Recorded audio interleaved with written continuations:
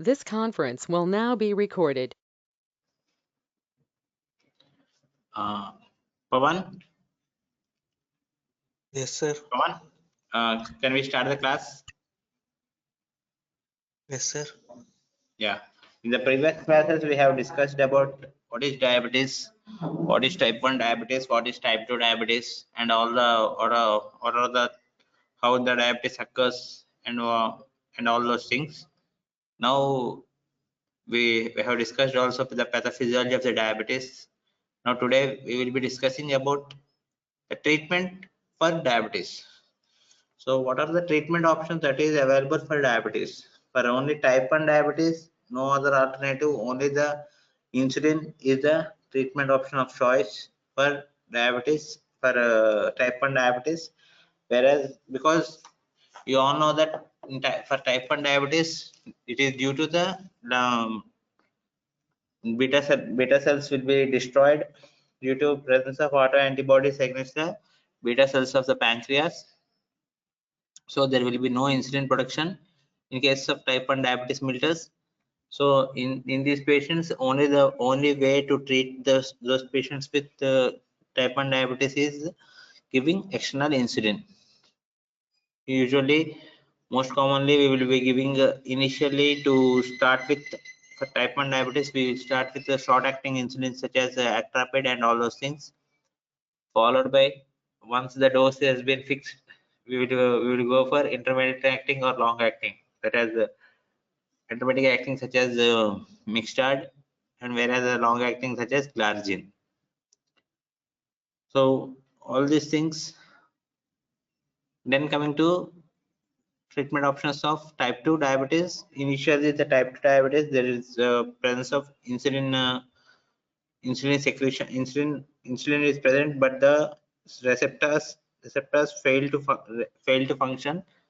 So the receptor failure will be there. So for that we will add them. We will give them OHs. What are the different types of OHs are present? And these oral hypoglycemic drugs, they act as insulin sensitizers. So these drugs will increase the action of the insulin that is present.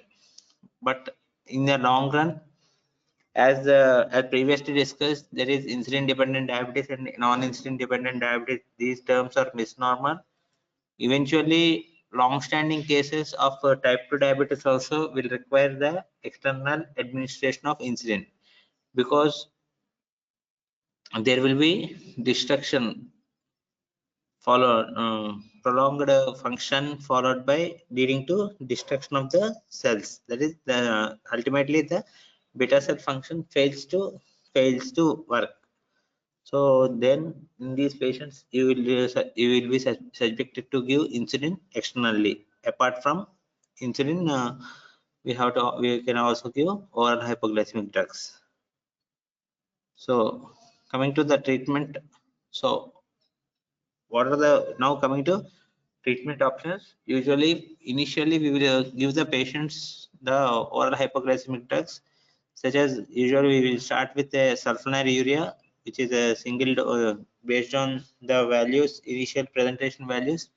We will give the sulfonylurea once daily or twice daily, and ask the patient to follow up after 15 days or 1 month.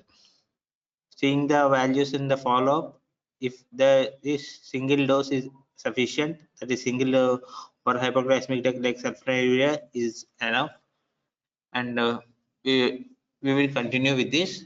And if there is any derangement in fasting and postprandial blood glucose, we can add with, for sulfonylurea we can add thiazolidines or DPP-4 inhibitors. So why DPP-4 inhibitors is used and why thiazolidines? So if there is when to use thiazolidines and when to use DPP-4 inhibitors. So if there is any chances of hypoglycemia and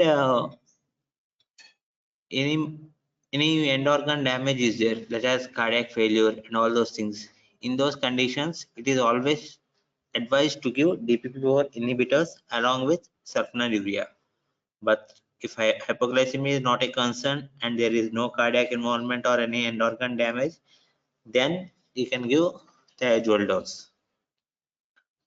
So next, if the patient's glucose there is sugar levels are not controlled even with a two drug combination, that is sulfonylurea along with thiazolidines or a DPP-4 inhibitors, then the third line is you can add metformin. Third one is you will add a sulfonylurea, thiazolidine and DPP-4 inhibitor. Along with you also give insulin or a GLP-1 agonist. What is this GLP-1 agonist do? What is the action of this GLP-1 receptors?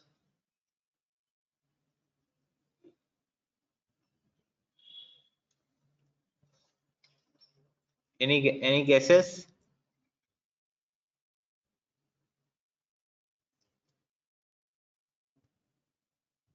So this GLP-1 will cause release of on oral intake of carbohydrate diet. It causes release of insulin. This is called incretin effect. We will discuss that in the next in this class. In the upcoming classes, we will discuss about that incretin effect and all those things. Then coming to oral hypoglycemic drugs, there are several classes of oral hypoglycemic drugs such as biguanides, sulfonylureas, thiazolidines, DPP-4 inhibitors, glucagon-like peptide GLP-1 receptor agonists, and SGLT2 inhibitors, that is sodium glucose transporter 2 inhibitors. So coming to what are biguanides. Biguanides is the first thing we will come to your mind when you said biguanides is metformin, which is the first line therapy, first line medication that is used for the treatment of type 2 diabetes mellitus. So these biguanides are usually they are also given as an adjunct to insulin therapy in obese patients in case of type 1 diabetes mellitus. So what is the role of these biguanides in type 1 diabetes mellitus? These biguanides also have a weight reduction property. So these biguanides are also apart from insulin.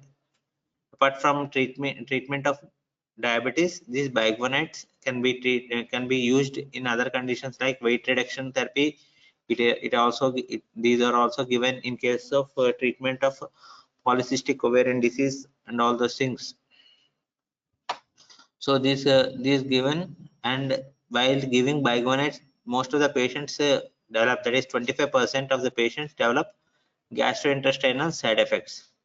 So only these metformin when given single monotherapy only with biguanides such as metformin, you will ask the patients to take oral hypoglycemic drug after the food intake. So they when you ask the patient to take after food intake, it will decrease the chances of intestinal side effects.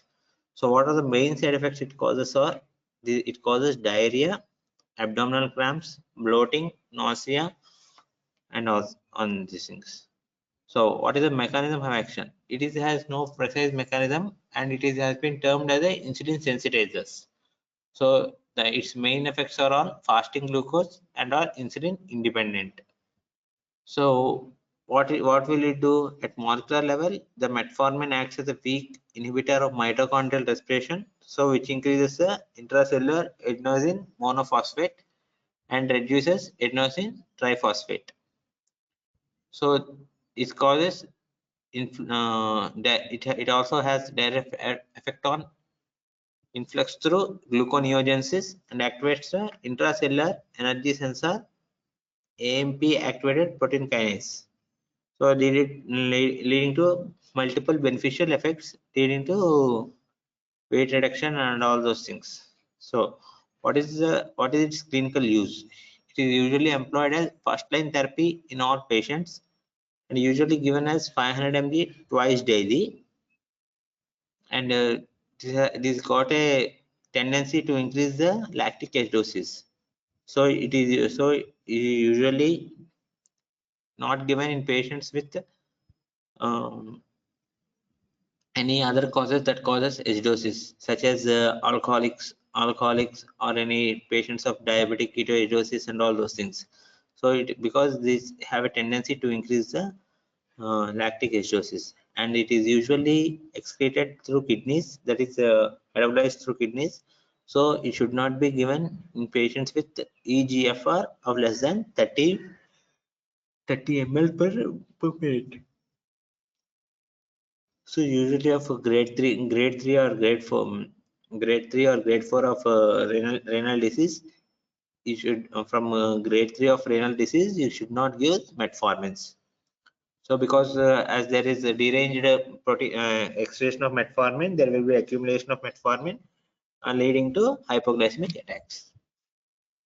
So its use is also contraindicated in patients with impaired hepatic function and who drink alcohol in excess. That is, means the risk of lactic acidosis is significantly increased. So coming to the sulfonylureas. These sulfonylureas are insulin secretagogues. That is, these increase the release of insulin from the beta cells. So they act by closing the pancreatic beta cell ATPase sensitive potassium channel, and it causes decrease of potassium efflux, which ultimately triggers insulin secretion. This is the main mechanism of action of sulfonylureas. So only they are termed as insulin secretagogues. So these what are the clinical uses? They are effective in lowering blood glucose and are often used as add-on therapy to metformin, that is biguanides. But the main adverse effect of these sulfonylureas is weight gain and hypoglycemia. So why hypoglycemia occurs?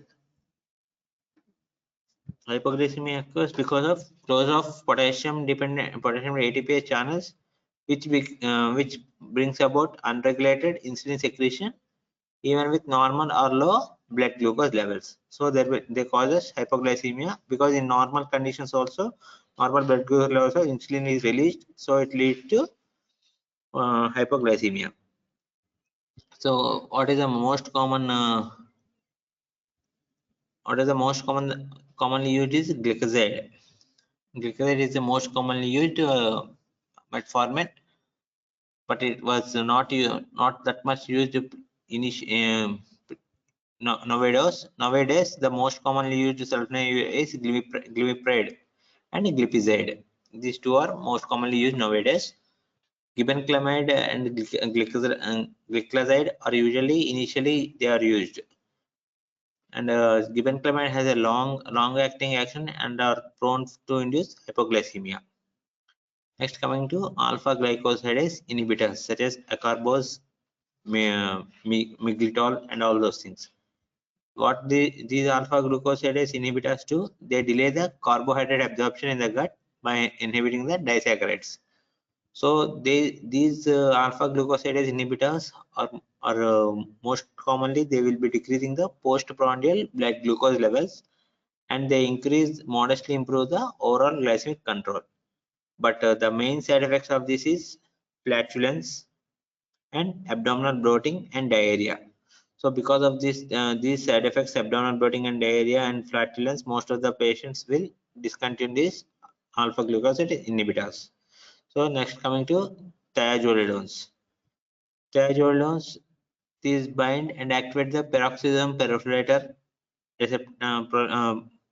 receptor PPRB gamma, which is a receptor that is mainly present in adipose tissue, and this regulates the expression of several genes involved in metabolism. These thiazolidines enhance the actions of endogenous insulin, and they also increase the pre-adipocyte differentiation, resulting in increase in the fat mass and in body weight. So these thiazolidines usually prescribed in since like 19th, but because of this there are significant side effects of these thiazolidines. They are withdrawn from the market. Usually, the most common rosiglitazone is the most prescribed thiazolidine, but is withdrawn because of risk of withdrawn in 2010 because of risk of getting myocardial infarction. And also other thiazolidine is the pioglitazone, which exacerbates the cardiac failure by by causing fluid retention, and it also increases the risk of bone fracture and possibly bladder cancer. So this pioglitazone is also withdrawn, and pioglitazone can be very effective at lowering blood glucose and appears more effective in insulin-resistant patients also. And this pioglitazone also has a beneficial effect in reducing fatty liver and non-alcoholic steatohepatitis conditions. This is what is the incretin-based therapies. That is two drugs. That is, one is GLP-1 and GLP-1 agonist, and the other one is DPP-4 inhibitors. These two are the incretin therapies. That is, the incretin effect is augmentation of insulin secretion seen when the glucose stimulus is given orally rather than intravenously. So it causes an increase in insulin release when the glucose is given orally. So the incretin hormones are usually glucagon-like peptide and gastroinhibitory polypeptide. The incretin effect is diminished in type 2 diabetes, and this has stimulated the development of type 2 incretin-based therapeutic approaches such as the gliptins or DPP-4 inhibitors. What will the DPP-4 inhibitors do? This DPP-4 prevent the breakdown of this GLP-1 agonist and GLP-1, and the other one is the GLP-1 receptor agonist have been similar structure to GLP-1 but have been modified to resist the breakdown by DPP-4. So both incretin-based therapies only promote insulin secretion when there is glucose trigger for insulin secretion.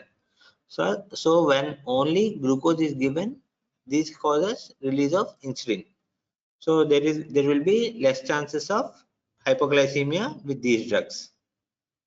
So next coming to SGLT2 inhibitor. Usually these GLP-1 receptor agonists are only injectables. The oral forms are not at market, not at came into the market.